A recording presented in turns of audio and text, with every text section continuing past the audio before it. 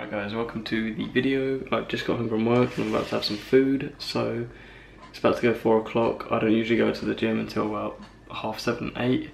I've actually been slacking a little bit with the time that I'm getting there. I usually get there about 8 the last few days and end up rushing way too much to the point where it's not good. I know that having like a time that is kind of good in a way because it causes you to work harder because you're a bit short for time. But yeah, I need to get my arse in gear and leave at like 7:30 or 7:45 ideally, so hopefully tonight I will actually remember to do that and not get distracted. But yeah, anyway, right now what I'm eating is, I'm actually experimenting with like snacks and small meals to see how my body reacts to it, because I'm doing a lot of research on peak week recently about, you know, what kind of stuff you should eat on the show day, kind of carbs you should stick to with regards to peak week, and like front loading carbs, back loading carbs, all of that kind of stuff when it comes to peak week. I'll probably actually do a whole video, if not, might even do daily vlogs of peak week, just short videos of each day of me going through it. I'm not sure 100% yet, but if that is something that you want to see, then just let me know. But I think that'd be a pretty cool idea because you can see how my body adjusts to the food that I'm eating. Probably not going to play about with my water too much, but yeah, I'll go for all that if I do make a video on it. And yeah, I just reckon it'll be a good idea to do daily vlogs just for like 5 to 7 days, however long my peak week will be, which I'm guessing will probably be 6 or 7 days. Never done one before in my life, but see how it goes.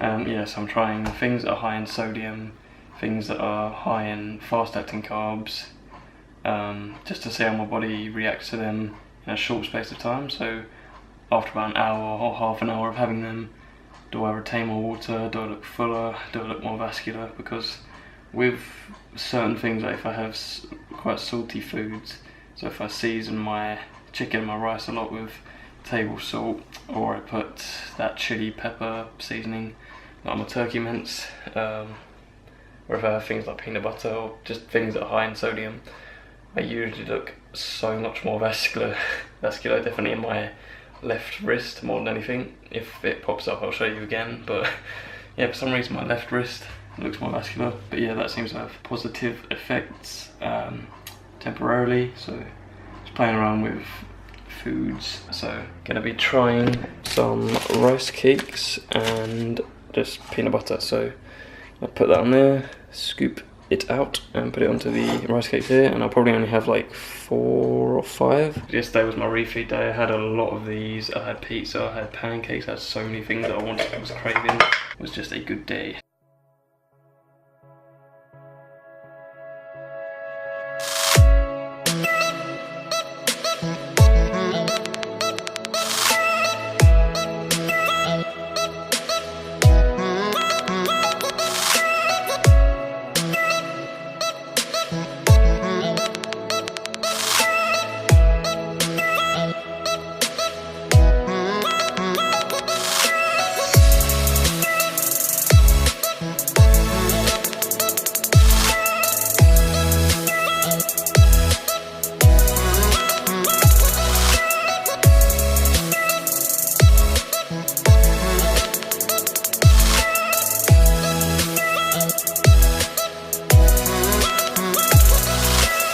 Okay, so that was just a little bit of posing practice, something that I've kind of neglected a little bit so far on this prep. I haven't done none, it's just I've been so kind of uneducated on what's the best thing for me to do with my physique personally, so my weaknesses and my strong points. I haven't really been doing it as regularly as I should.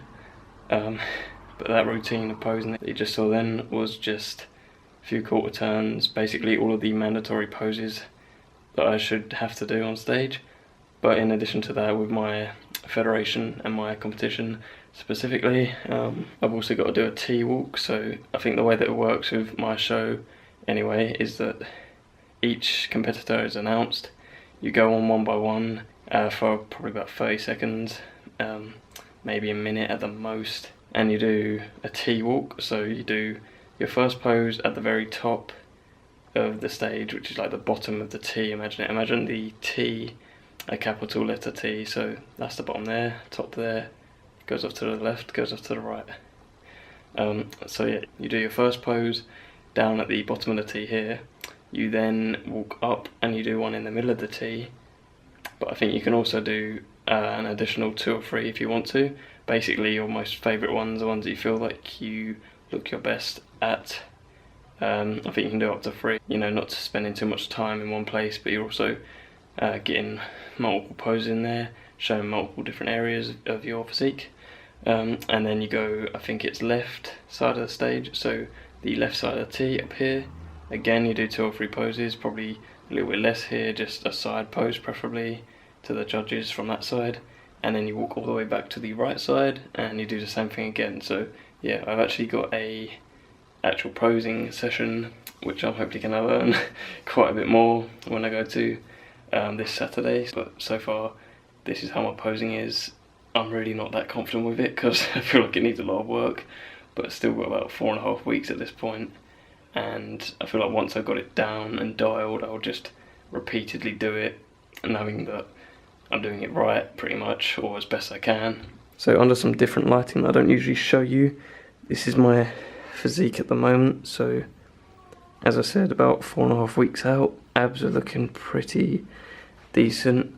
Definitely had more than when I started. Just these last 2 here, because they're not as built up as the top ones. I feel like they're going to be a little bit harder to get to show. But as for actual fat, my abdominals and pretty much most of my physique, I can do this and I can like grab the skin off, and there's really not that much fat there at all.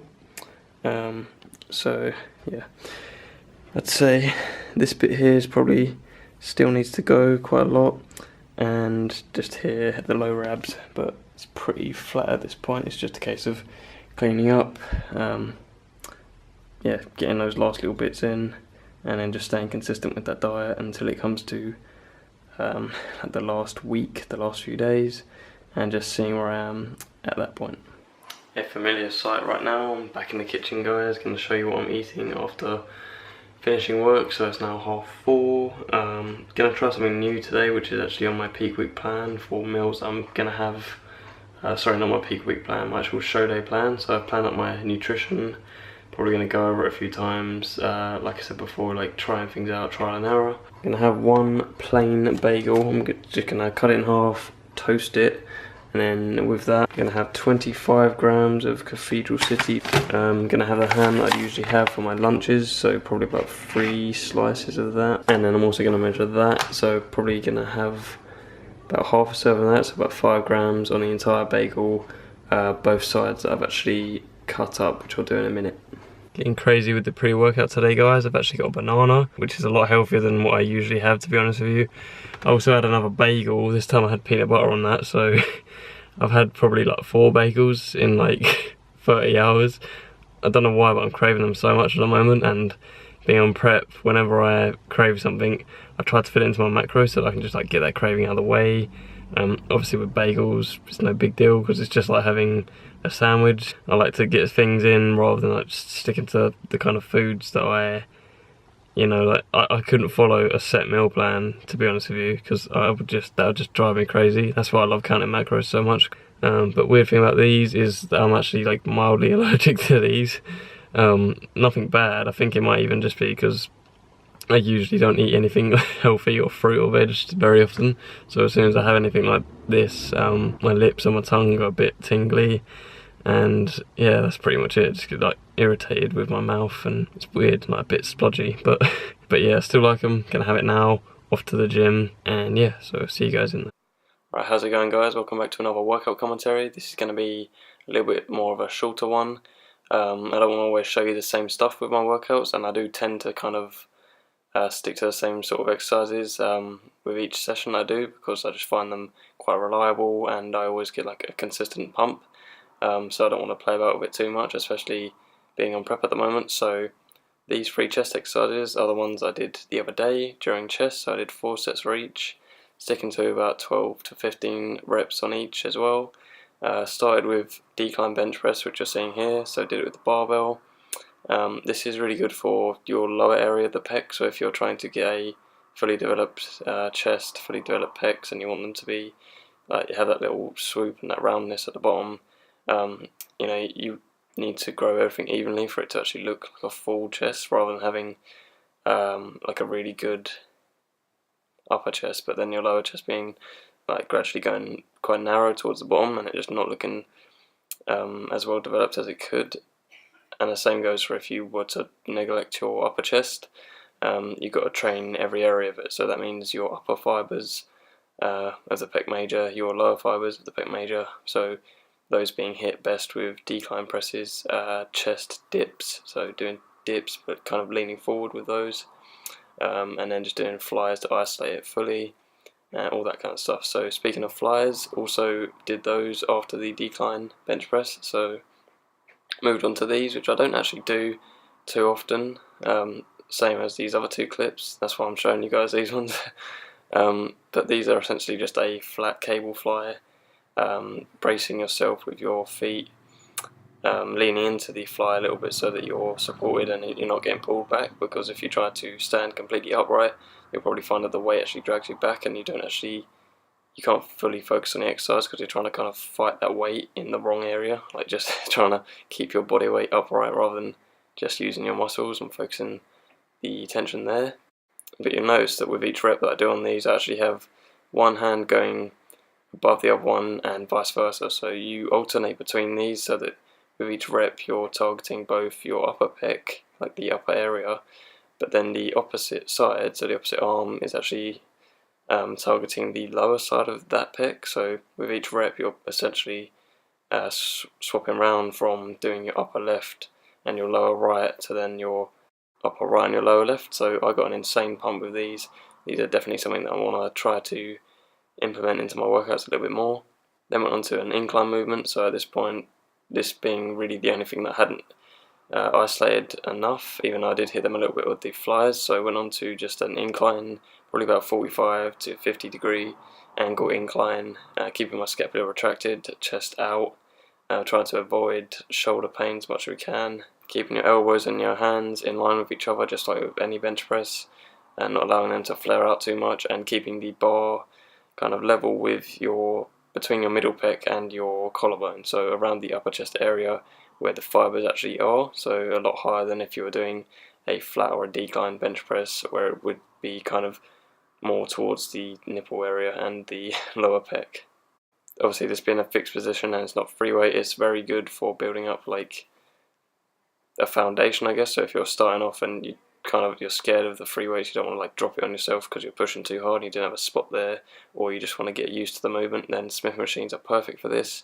And just in general, it's good to swap around and mix up the stuff that you're doing from time to time. So these are definitely a great alternative to the classic barbell or dumbbell incline bench press. So yeah, that was the 3 exercises I wanted to cover. I hope that clears things up a little bit if you didn't know about any of these exercises.